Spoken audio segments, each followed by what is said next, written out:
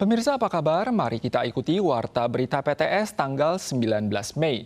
Serikat Buruh Industri Perawatan Taiwan mengunjungi Kementerian Ketenagakerjaan kemarin untuk menyampaikan tuntutannya. Mereka mendesak agar MOL mencabut peraturan saat ini yang menyatakan bahwa pekerja migran berkerah biru cuma bisa bekerja di Taiwan selama maksimal 12 atau 14 tahun. Serikat Buruh Industri Perawatan Taiwan SBIPT pada Minggu pagi kemarin mendatangi gedung Kementerian Ketenagakerjaan MOL untuk menyampaikan tuntutan penghapusan batasan masa kerja 12 tahun dan 14 tahun bagi pekerja migran kerah biru di Taiwan guna melindungi hak para pekerja migran selama berkontribusi di Taiwan. 是现在不是到12年还是14年，我们一定回家吧，这样会怕的，因为是我在台湾一定习惯了。 Hari ini kita mau ada aksi konferensi media dalam rangka untuk menuntut penghapusan batasan masa kerja dari 12-14 menjadi tidak ada syarat sama sekali. SBIPT menyatakan bahwa kuota dan mekanisme penentuan status pekerja tingkat menengah kini nyaris sepenuhnya dikendalikan oleh perekrut. Demi bisa tetap bekerja di Taiwan, pekerja migran terpaksa menandatangani kontrak yang tidak sesuai kenyataan. Meski gaji terlihat sedikit naik, beban kerja justru bertambah berat. Hal ini sangat bertentangan dengan tujuan program untuk mempertahankan tenaga kerja terampil. 我们要求修正这个中介制度，要让它更公平、更透明。 并且其中是能够真正去考量移工本身的工作能力，而不是全然依赖雇主，要去真正的保障移工的权益。 Dalam upaya memperjuangkan hak-hak PMA, SBIPT mengimbau MOL agar merevisi program pekerja teknis tingkat menengah PTTM dan berharap bisa maju menuju sistem perekrutan langsung yang bebas dari eksploitasi agensi. Hujan deras yang disertai petir turun di sejumlah wilayah Taiwan kemarin sore dan memicu serangkaian insiden. Seorang pengendara wanita di distrik Shanxia, kota New Taipei, terluka akibat tertimpa batu. Sedangkan di Hualien, hujan deras menyebabkan erosi longsor dan banjir yang menggenangi lintasan kereta, mengakibatkan terputusnya lalu lintas dua arah dari Heran ke Chongde. Kementerian Transportasi dan Komunikasi telah meluncurkan sarana transportasi darat, laut, dan udara guna mengangkut para penumpang.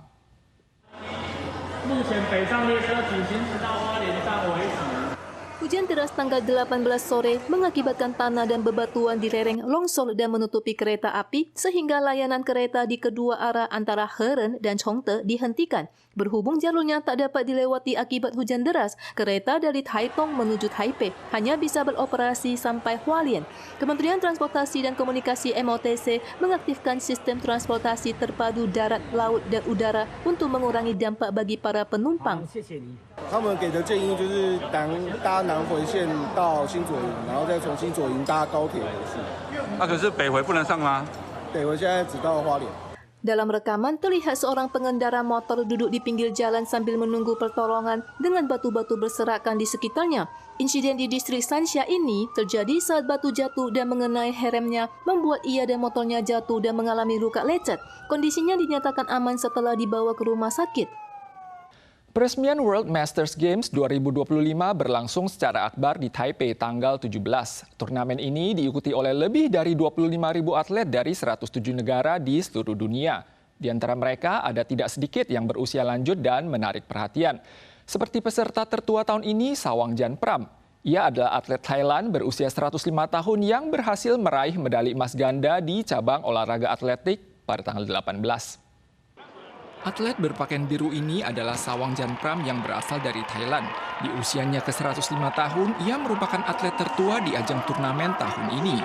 Dalam kompetisi tanggal 18, ia meraih 2 medali emas di cabang lempar lembing putra dan lari jarak pendek 100 meter pada kelompok usia di atas 100 tahun. Ia akan berlaga di cabang olahraga cakram dan tolak peluru dengan peluang meraih prestasi gemilang. Sorotan lain di cabang atletik adalah kakek dari selebriti Hannah Kunlivan, Kun Liwen, yang berusia 90 tahun. Ia merebut medali emas dan perak di cabang lempar lembing putra pada kelompok usia 90 tahun ke atas. Lin Pan Xiuyun yang berusia 88 tahun dari Taiwan meraih medali emas dalam cabang lari jarak pendek 100 meter putri pada kelompok usia di atas 85 tahun. Targetnya di masa depan adalah berlari hingga umur 100 tahun. Pandemi COVID-19 di Taiwan mulai memanas akhir-akhir ini. Menurut statistik Pusat Pengendalian Penyakit, pasien COVID-19 di UGD dan unit rawat jalan minggu lalu hampir mencapai 10.000 orang. Jumlah komplikasi COVID-19 bergejala parah dan kematian masing-masing bertambah 34 dan 6 kasus. Ada dokter menjelaskan varian virus dominan di seluruh dunia bertambah banyak, membuat situasi pandemi semakin sulit dan rumit diprediksi. Wabah COVID-19 kembali menghantui Taiwan. Menurut data dari Pusat Pengendalian Penyakit CDC, dari 6 hingga 11 Mei tercatat sebanyak 9.978 kunjungan pasien COVID-19 dengan 34 kasus komplikasi berat dan 6 kasus kematian. Seorang dokter menyatakan bahwa varian virus dominan saat ini semakin beragam dengan 3 varian kuat yang beredar bersamaan di seluruh dunia. Hal ini membuat situasi pandemi menjadi semakin rumit dan sulit diprediksi. 我们是研判说这波疫情大概会持续上升到6月份才会达到高峰，那之后可能会往下降。所以在5月到6月这段期间，如果有出现一些呼吸道症状的民众，都要特别注意，可能是感染到新冠。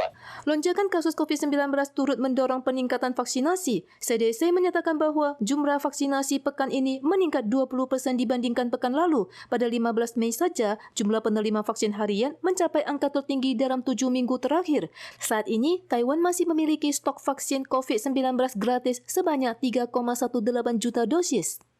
Badan Pengawas Obat dan Makanan menyatakan bahwa saat ini pasokan alat tes cukup memadai, namun ketersediaan barang tergantung pada kebutuhan di setiap cabang sehingga tidak semua toko memiliki stok. Masyarakat disarankan untuk membeli di apotek waralaba besar.